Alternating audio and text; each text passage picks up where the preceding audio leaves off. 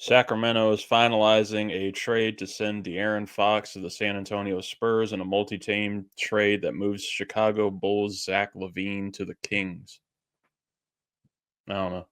It's not as exciting. You got to do that. It doesn't have as much splash as the other one. You got to do that before. You have to do that before the Luka trade, right?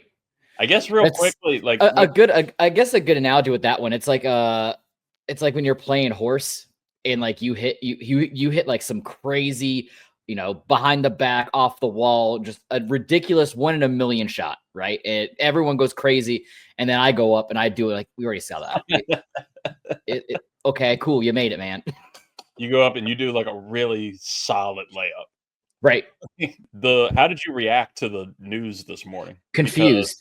Because that was news that like I wake up, I check my phone immediately, and like I'll see like ESPN, I'll see like a breaking news notification. It's usually something like, some random pitcher, right, throws a no-hitter. I was like, okay, that's fine. Or some like no-name trade. And then I looked at it, it said Luka Dončić. I was like, what? I was like, did he die? No, he got traded? That's even fucking crazier. No, because at least the difference between the way that you found out and the way that I found out was at least you got your full 8 hours. Well, I guess I don't know how many hours. No, I got a good 8 hours actually. Okay, you got your solid 8 hours of sleep in. I was 2 hours into my sleep. I woke up. I went to the bathroom. I got a drink. I came back to bed. I just picked my phone up, started scrolling, and that's how I found out. I was like, oh. Now I can't go back to sleep. So now I'm like digging into this and trying to figure everything out. And then I had seen a post-game press conference with AD. For those at home who don't know who AD is, Anthony Davis previously of the LA Lakers, now the newest member of the Dallas Mavericks in that blockbuster trade with Luka Dončić and some picks and some, I don't know. I guess they didn't want to throw Bronny in there. Poo-poo on them. Yeah, but I think it was like Max Christie. Right, but there was a guy, I forget the line of questioning and the exact verbiage that he used, but he asked about like his tenure there in LA and like what his like legacy is going to be on after he moves on. And AD kind of like looked at him, was like, what do you mean? Did I get traded or something? And then some guy like off camera just said, check your phone. So I guess he said it as kind of like a half joke because I think the press conference happened a couple days ago. Oh, yeah, and there goes my De'Aaron Fox trade. Breaking news on my phone. That was Anthony Davis at his press conference. Right. Oh. But then I saw, I forget what the actual dollar amount was. Maybe you can correct me. But now, because of that trade, is Luka not like he can't get that Supermax deal or some shit? Like it's because I think it's not your rookie deal that you have to still be under. Or maybe it is. You have to be whatever under your like original team deal. That's what Google's for it. And that would piss me off even more. Like that would make me even madder if I was Luka on there. It says Luka Dončić just lost out on $116 million and the biggest contract in NBA history. He was eligible for a Supermax extension this summer with the Mavs, a massive 5-year, $345 million contract. Instead, Luka is now in the Lakers and no longer eligible for the Supermax. The biggest extension he can get in LA, 5 years, $229 million. That's still great. Hey, still wonderful. But I mean, could have had 300, right? And like Nico, we need to talk, Nico. I just want to talk. Well, and I mean, Mark Cuban isn't majority owner of the Dallas Mavericks anymore, correct? It's the right. It's like the Adelson and like the Dumont families like own it now. So like if you're them and you're like, I'm not trying to spend that much fucking money on one guy. Like you go to LA, they can pay you, and we'll just go from there. You look at convenient timing in the last week, right? We get a whole it's the biggest plane crashes in U.S. history. Conveniently around the same week as the new president's stuff going in. Hey. Luka Dončić, superstar Dallas Mavericks player, gets traded from the team. Mark Cuban no longer the owner. Convenient timing. Mark Cuban did previously say in 2020, if I had to choose between trading Luka Dončić and divorcing my wife, honey, it looks like I'm going to court. Because he was never going to do this. So I would love to hear his process because he's still a minority owner on the Mavs.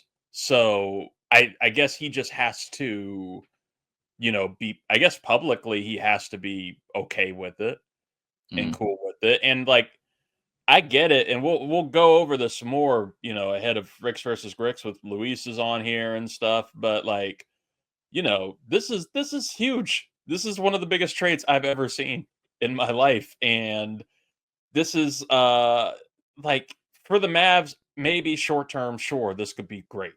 Like Anthony Davis will be a really good complement to Kyrie Irving if he can stay healthy. He's great defense. But Luka's 25 years old. Like Luka is 25. Like this is huge for the Lakers. And the Lakers were even it seemed like they were even like they had conference calls with Anthony Davis after it happened, and AD was almost like, yeah, I get it. Yeah, if you got offered Luka. You didn't initiate? No? Okay, cool. Yeah, I mean, I get it. Because that's what was wild to me. Dallas initiated this conversation. Right. So they saw something that they didn't want, and the reports are that they basically thought of Luka as lazy, fat, and bad at defense. And what do? You send him to LA, the home of Greek Gotti Bods, with the Greek God himself in LeBron, who he's going to get him toned up. He's going to get him on a regimen. Luka's entering his villain era. He's going to look better than he has ever. Oh, he's going to look so sexy next year. You're going to get at least 2 MVPs and a couple championships out of Luka in LA. Oh, man. I know that. I'll stake anything on that right now. Well, I mean, yeah, I think the last report that I saw, I think he's like this, like he's easily in the top 10 like heaviest NBA players that are currently playing right now. Like I think it said he ballooned to like what 270 something. Yeah, I mean, which is crazy because you wouldn't looking at him, you wouldn't like he's not 270 something. He's got like a body I'm trying to get. Like he's it's like thick. Comfortable. Yeah, thick, comfortable. Thick. He's not Jokic. Jokic looks like a loaf of bread that's come to life. He's not Zion. And we're not gonna body shame Zion here. We're not gonna jump on the Stephen A train, but it's not that. So yeah, this is the craziest trade I've ever seen. We'll dive into it more. It's super weak. Like, if you need an NFL comparison, folks, I saw somebody perfectly compare it to trading Joe Burrow to the Dallas Cowboys. The Cowboys being the Lakers of the NFL. Trading Joe Burrow to the Cowboys for Dak Prescott and a first. Ew. Yeah. I don't like it. It's stinky. You take it in a heartbeat.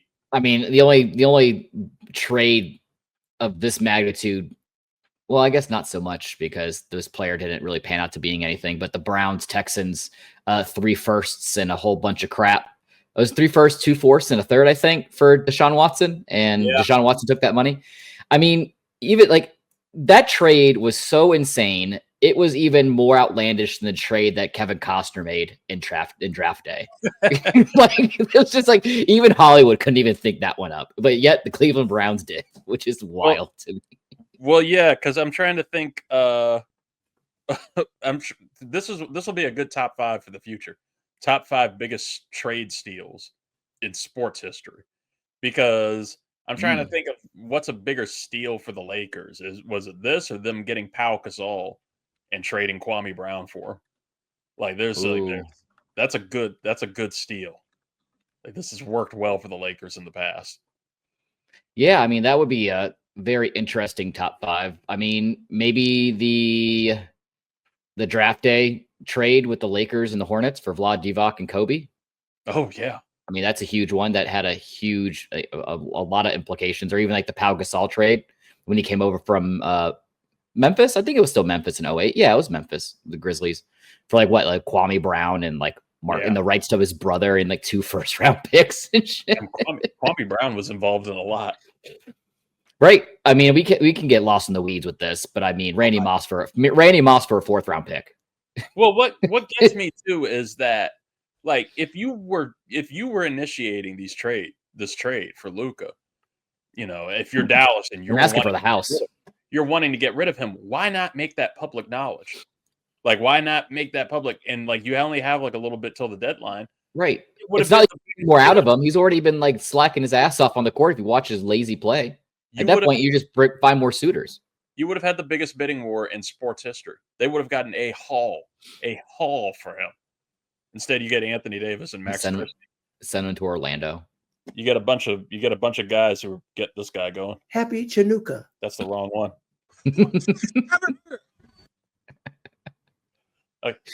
Wait, what was the trade for Brett Favre from the Falcons? Wasn't that something also that was like insane? Like, didn't they get like a first or like a second round pick for Brett Favre in like the 90s? Oh, well, we can dive deep. Listen. Why couldn't the Wizards do this? Like, we have Jordan Poole. Send them Jordan Poole. Send him Jordan Poole and all his cats. Like,